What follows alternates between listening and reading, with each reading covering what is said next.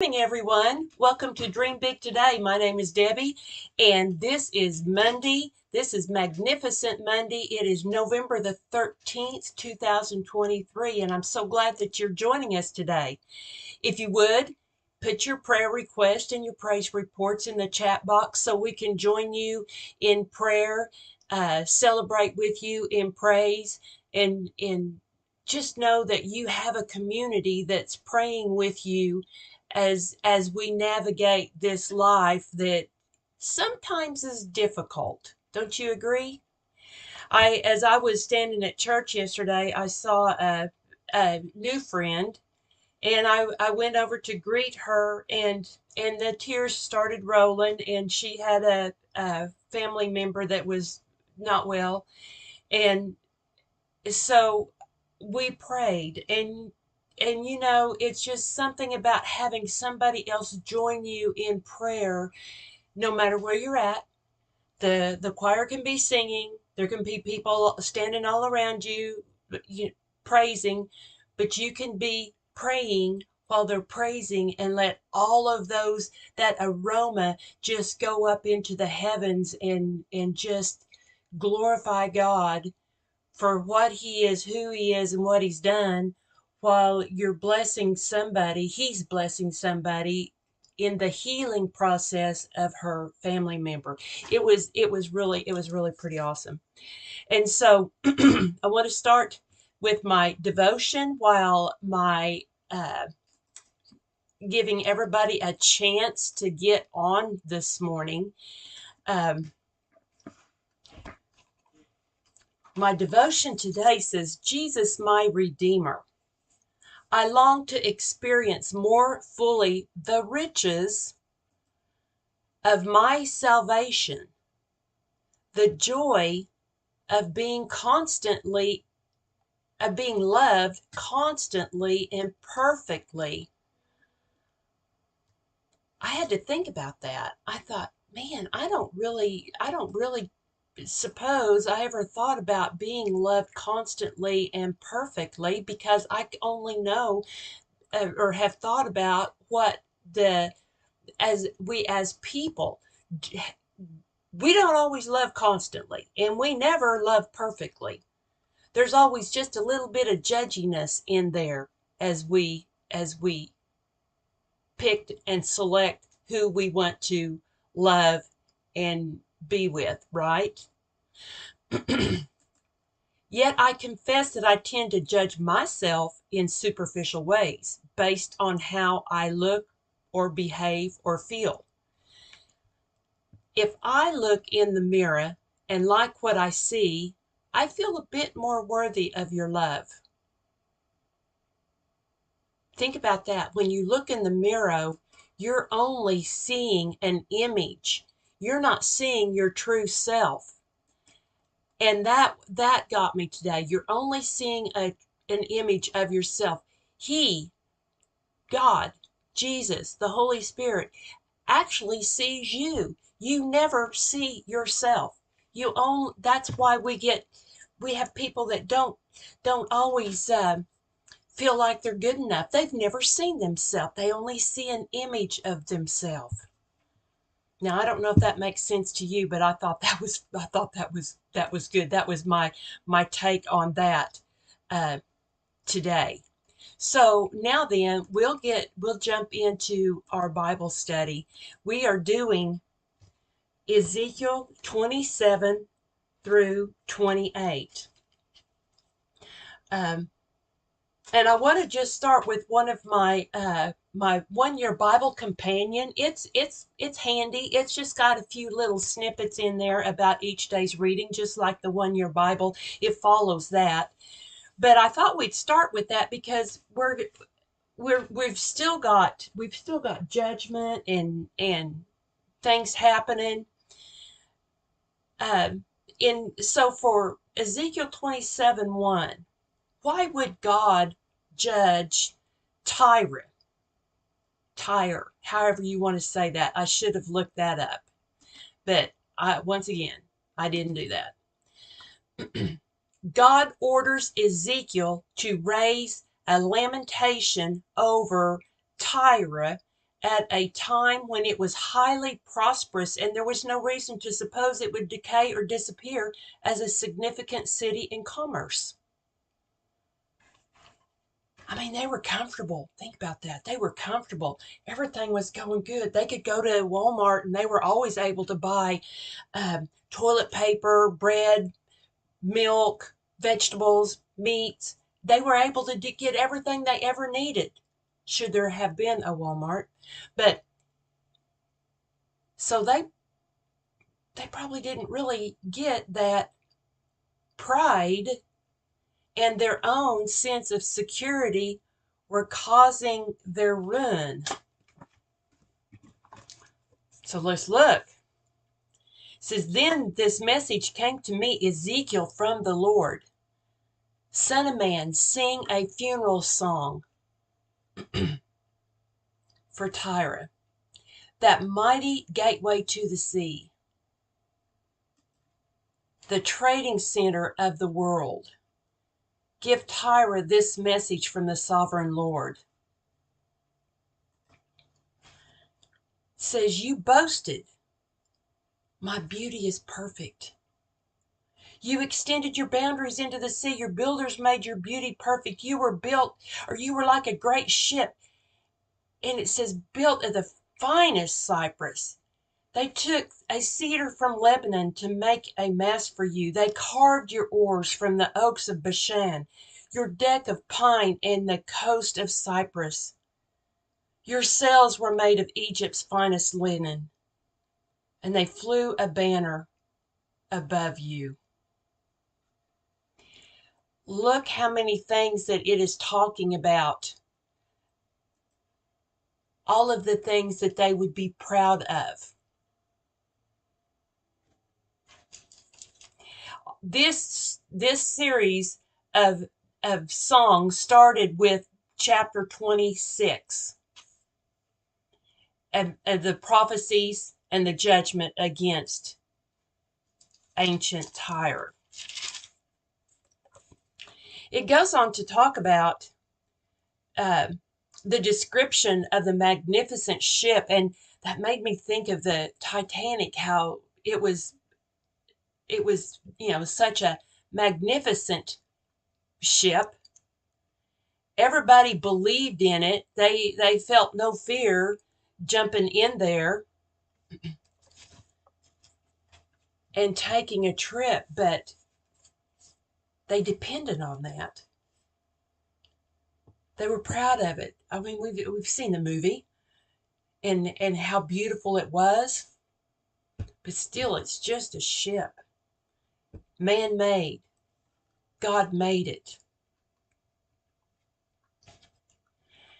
In verse 12, it talks about how Tarshish sent merchants to buy the wares there in exchange for silver, iron, and lead. They bought slaves and articles of bronze, brought slaves and articles of bronze to trade with you. They came riding horses, chariot horses, and mules, ivory tusk, ebony wood. It lists everything that they had traded with them. The merchandise, everything that is mentioned here, were all about themselves and their pride. You see no mention of God in any of this. They weren't getting this stuff to enhance their temple, the church, or missions. They were just getting what they wanted when they wanted it. And then, verse 25, the ships of Tarshish were your ocean caravans. Your island warehouse was filled to the brim. And then verse 26, it says, but look, your oarsmen have taken you into the stormy seas. A mighty eastern gale has wrecked you in the heart of the sea. Everything is lost, your riches, your wares, your sailors, your pilots, your shipbuilders, merchants, and warriors. On the day of your ruin, everyone on board sinks into the depths of the sea. You saw the movie. You saw the Titanic. Proverbs 11:4. I wonder if I wrote that down. Wealth is worthless in the day of wrath, but the righteous delivers from death. So, as consumers, we spend a lot of time and energy and money on material possessions. And in the end, what are you taking? You know, they say that you'll never see a U-Haul following a hearse to the cemetery. We take nothing. We come into this world naked. We go back into the grave naked. All of your possessions will fade away. But what will live on for about you, your legacy? Did you love God? Did you pray? Were you a servant? Did you give? Did you love? Did you love unconditionally? Did you say kind words to somebody that needed it? Those things people will remember about you. Your faith when things were tough. Did you go into the gloom and doom and tell everybody how awful stuff was? Or did you let them see that your God will take care of everything? We'll talk about the hall of faith as we get into Hebrews this morning. And then it goes on to talk about in verse 29, the world is mourning of the sinking of this ship. Well, of course, because now then, how are they going to get their stuff? We've seen that on the news when all of the ships were in the ocean because they weren't able to come to port and dock to offload all of the merchandise that they have on their ships. They were shocked. They're crying. I mean, you could probably hear them for miles. They cry aloud over you and weep bitterly. They throw dust on their heads. They shave their heads. They weep. This mourning, this shock, this unbelief. They would have thought, you know, smaller vessels possibly could have shipwrecked and went sunk into the depths, but not that ship, not that one. The other ones could perish in this Mediterranean squall, but not that ship. It was perfect. It was proud. We were proud of it. It was beautiful. Beauty doesn't fail, does it? Beauty doesn't fall apart, does it? They had the finest woods from everywhere. The linen, the best craftsmen. They had the best of the best in this ship. What happened? The ship, that big, beautiful ship, sunk into the depths of the ocean, into a black sea with everything around it in dark, deep silence. Everybody on board this ship watched and saw their fate as they were sinking into the pits. Pride brought this down. A sense of security in their self, in their capabilities. Do you ever see where they prayed to God to save them?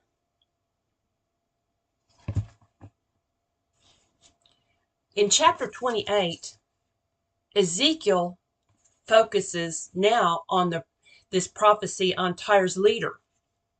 His prophecy goes as this: Son of man, give the prince of Tyre this message from the sovereign Lord. He will also talk about the king. He says, in your great pride, you claim, I am God. I sit on the divine throne in the heart of the sea. But you're only a man, not a God. It's pride. You regard yourself wiser than Daniel, and you think no secret is hidden from you. With your wisdom and understanding, you have amassed great wealth. We can see that happen with the more you have, the more bold you are. Then, and whenever we see speakers going, our nation's leaders, it seems like the richer they are, the more bolder they are on what they know. A lot of times I never hear anybody say, this is what the Bible says. I don't think I've ever said, but until we have one man that has said something like that. Maybe there's been a few, but I'm talking real recent. You think you are as wise as a god? Now I will bring against you a foreign army. This is the judgment against the prince. He tells him in verse 10, you will die like an outcast. But there's no better teacher than death to those who think themselves a god. Those who think themselves as being invincible, that it's me, nothing will ever happen to me. I'm fine, I'm good. But we know that all humans die. God doesn't. And those idols that they were holding, those things that they looked up to rather than God, that all sunk in the sea. Now Ezekiel is going to speak to the king. And this is an interesting one because it seems like, as you read and you've probably studied, that he's talking to the king, and is he talking about Satan? So I'll wait just a second. He says, you were the model of perfection. That sounds like that too, but he's talking to the king. Full of wisdom, exquisite in beauty. You were in Eden, the garden of God. Your clothing was adorned with ever precious stone. Some of these phrases describing the human king of Tyre may describe Satan. Great care must be taken to interpret these verses with discernment, because sometimes he's talking about the king that could apply to mere man, but he also can be talking about Satan, who motivated the king to sin. So this is why sometimes we just keep reading and reading and reading. And what did it speak to you? He got on down in 16. He talks about, I banished you to disgrace from the mountain of God. Well, Satan did fall. I expelled you. Satan will fall from having access to heaven. Talks about the pride. We know he was full of pride. Well, so was this king. Satan had got into him. But finally, Satan will fall from the bottomless pit into the lake of fire, and that's in Revelation 20:10. And then I'm going to jump on over to verse 24. I'm looking at my time. It says, no longer will Israel's scornful neighbors prick and tear at her like briars and thorns, for they will know that I am the sovereign Lord. And this is where he's talking about what he will do. When God brings his judgment upon Israel's neighbors, it will be a relief to Israel. They will no longer be under the threat from those who despise them. And this is just like what's going on today. Verse 25 says, this is what the sovereign Lord said, the people of Israel will live again in their own land. I will gather them. I will reveal to the nations, the world, my holiness among the people. They will live safely. But this promise that God's people will live complete safety has yet to be fulfilled. It will have its ultimate fulfillment when Christ sets up his eternal kingdom. Okay, so let's go to Hebrews 11:17 through 31. Continuing on the hall of faith. It was by faith that Abraham offered Isaac as a sacrifice when God was testing him. Why would God test him like that? But we know, because we've been reading the Bible, we're like over 10 months into the Word. Satan tempts people to bring out the worst. God tests people to bring out the best. And so this says that Abraham offered up Isaac. So offered up, that indicates that as far as Abraham was concerned, the sacrifice was complete. His will and his purpose, he really was sacrificing his son in that. A genuine faith is absolutely no wishful thinking, no wish upon a star. It's not visualizing what you'd like to have. You've got a picture of a Corvette on a magnet on your refrigerator, and I'm believing that he's going to give me a car. I'm believing that I'm going to have this new house, or I'm going to have this or that. What is God's will for you? A genuine faith stands on the Word of God, and God is being honored by such faith.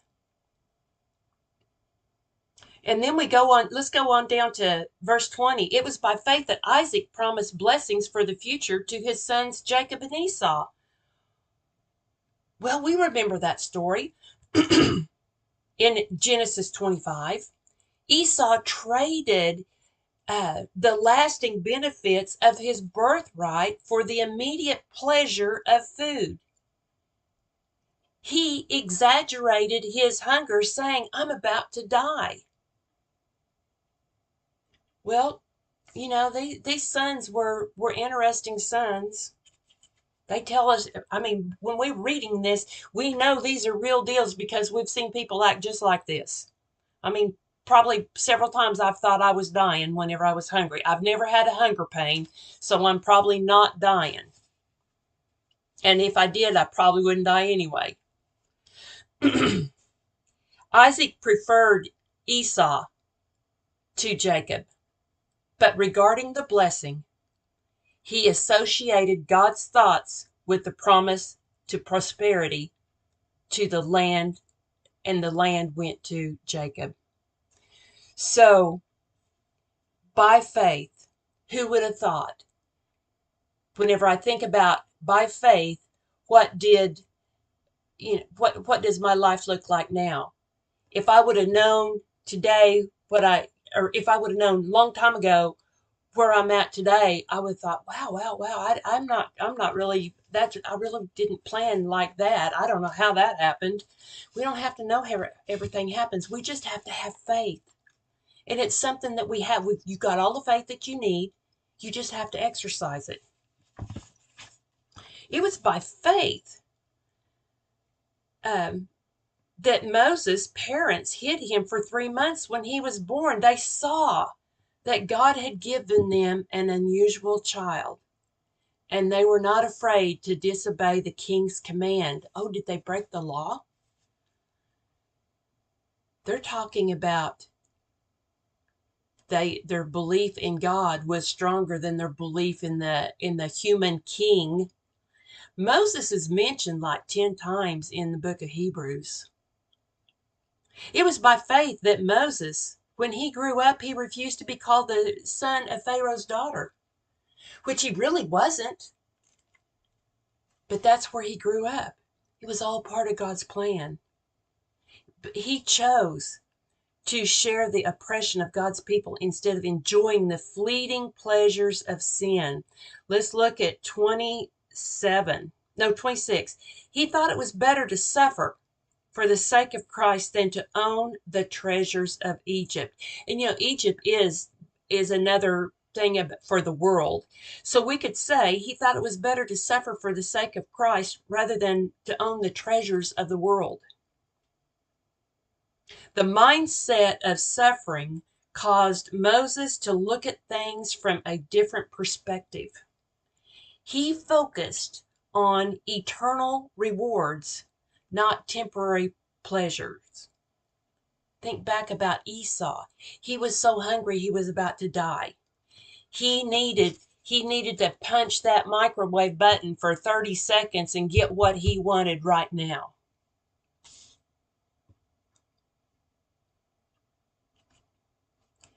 It was by faith that Moses left the land of Egypt, or left the world. Not fearing the king's anger, he kept right on going. I circled that because he kept his eyes on the one who was invisible. Right on going. Or you could say he persevered. That word literally means stand in power. If we are individuals that look to truth and are empowered by prophetic revelation, we are going to be in a position where we can stand in power and be recipients of the power of God. I want that faith. I want to exercise my faith every day, and I get that by reading the word, by stepping out whenever I feel that urge from my father to go pray with this lady, and it's not even prayer time. I need to go. I need to always be ready, have my shoes on, and be constantly equipping. He will equip me for what I need for today. Let's look at 28. It was by faith that Moses commanded the people of Israel to keep the Passover and sprinkle the blood on the doorpost so that the angel of death would not kill the firstborn sons. What about the animal? How come it doesn't say anything about that? It only talks about the blood. So if the Israelites had not had killed the lamb and eaten the lamb, but not dealt correctly with the blood, they would not have been saved. The destroyer was not looking for the lambs, but for its blood upon the door frames of their house. So the correct application of the blood gave them deliverance from death. You can look at Ezekiel 12, and not Ezekiel, Exodus 12. And then on to 29. It was by faith that the people of Israel went right through the Red Sea on dry ground. I love that story, don't you?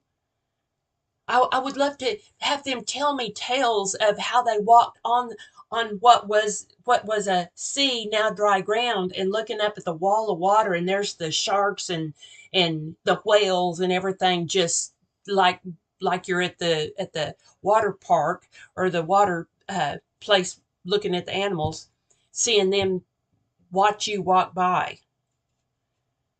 The Egyptians did not enter the Red Sea by faith. They saw and believed because they saw. They saw the miracle. They were not pursuing the will of God, but trying to stop the purposes of God from being fulfilled. Faith is not only about believing, but it is also about doing what He's enabled us to do so that His will can be fulfilled and not ours. And then 30 to 31. It was by faith that the people of Israel marched around Jericho for 7 days, and the walls came crashing down. I love that story too. 7 has to do with purpose and holiness. The purposes of God was not just about being the destruction of the people of Jericho, but unifying Himself with His people. And then Rahab, the prostitute. was not destroyed with the people in her city. She had given a friendly welcome to the spies. God can use anybody at any time. If believers live by faith, the battles that they enter can be confronted with confidence because of all the faith is based on the promises of God. So today, what promises are you standing on as you're facing something that is like either a bump in the road or something traumatic that you don't know how you're going to wrap your mind around it? I've got a little book here that just says Bible promises, and this is not all, this is not everything, but this is some. You get everything reading the Bible. I carry this some in my purse. So whenever I am with somebody and there is a situation going on about somebody's priorities are off, I can look at it, and the first thing that it shows is Jesus said, seek first the kingdom and his righteousness, and all of these things will be given to you as well. And that's Matthew 6:33. If I'm talking about life, Jesus declared, I am the bread of life. He who comes to me will never go hungry, and he who believes in me will never be thirsty. John 6:35. There's another for encouragement. Cast your cares on the Lord, and he will sustain you. He will never let the righteous fall. That's Psalms 55:22. Keep the word close to your heart. Memorize. Get something that's handy to take with you whenever you are praying with somebody, whenever if you're mentoring somebody, or if you're going to the grocery store. Have like a little Bible of some sort in your pockets in case if you need to stop and show somebody what the word says today. The Hall of Faith, Hebrews 11, should be studied over and over and over again, because everything that they're talking about we experience all the time. We kind of wonder what we should do. But we see that God is, as long as we are in his will and we're praying about our next step, he'll lead us. He'll lead us there.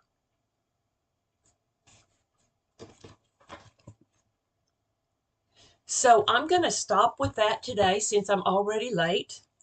And I just thank you for joining me today and sharing a part of your morning, your time to get ready for work or breakfast time. Come back at noon today. I'll be back with you, and we're going to look at Psalms 111 at noon. And I can't wait to get into that one. So you have a blessed morning. Thank you so much for joining us, and share this with somebody that would like to hear a little bit of encouragement in the mornings. And